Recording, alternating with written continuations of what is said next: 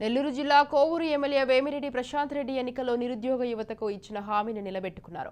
38 కంపెనీలతో VPR convention సెంటర్లో mega job మేళాను ఏర్పాటు చేశారు. 3,000 మంది నిరుద్యోగ యువత వస్తారని అంచనా వేయగా 7,000 మంది హాజరయ్యారు. ఏ ఒక్క నిరుద్యోగులు నిరుత్సాహంగా పడకుండా జాబ్ మేళా ప్రక్రియ నిరంతరంగా కొనసాగిస్తామంటున్న ఎమ్మెల్యే ప్రశాంత్ రెడ్డితో మా ప్రతినిధి చరిత్ర కుమార్ జాబ్ మేళా నుండి మరింత సమాచారం అందిస్తారు. ఈరోజు కోవూరు ఎమ్మెల్యే ప్రశాంత్ రెడ్డి ఈరోజు ఎన్నికల్లో ఇచ్చిన హామీని అయితే మాత్రం వారు ఒక్కొక్కటిగా నెరవేర్చుతున్న పరిస్థితి అయితే ఉంది. ఈరోజు మెగా జాబ్ మేళాను అయితే ఏర్పాటు చేశారు. వారు మన ముందున్నారు.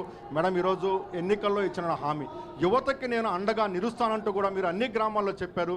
ఈరోజు అదేవిధంగా ఈరోజు యువతకు అండగా నిలుస్తూ మెగా జాబ్ మేళాను కండక్ట్ చేశారు. ఎన్ని కంపెనీలు ఏర్పాటయ్యాయి? ఈరోజు ఎంతమంది విద్యార్థులు ఇక్కడికి వచ్చున్నారు? ఇక్కడికి ఆల్రెడీ 3,500 మంది ఎన్రోల్ అవ్వడం జరిగింది. కొరవ విద్యార్థులు కూడా బయట నుంచి వచ్చున్నారు. ఇక్కడికి 38 కంపెనీస్ వచ్చున్నాయి.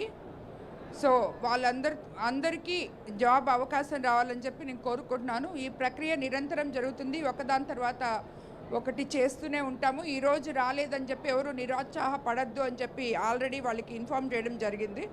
సో ఈరోజు కోవూరు నియోజకవర్గం మీరు పిలుపునిచ్చారు.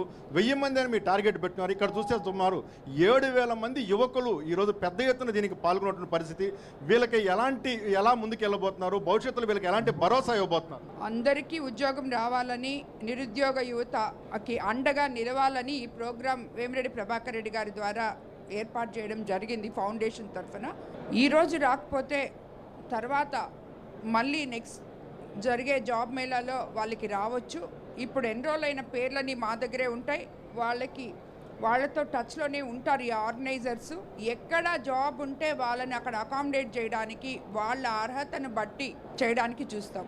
అలాగే యువగళంలో లోకేష్ బాబు ప్రధానంగా యువతకు నేను భరోసా ఇస్తున్నాను, ఖచ్చితంగా కూడా ఉపాధి అవకాశాల కల్పనలో అయితే మాత్రం మేము తీవ్రంగా కూడా ప్రయత్నిస్తామన్నారు. దీనిపై అయితే మాత్రం కూటమి ప్రభుత్వం అధికారంలోకి వచ్చిన తర్వాత చంద్రబాబు నాయుడు గారు ఈ ప్రక్రియలో ముందుకెళ్తున్నారు.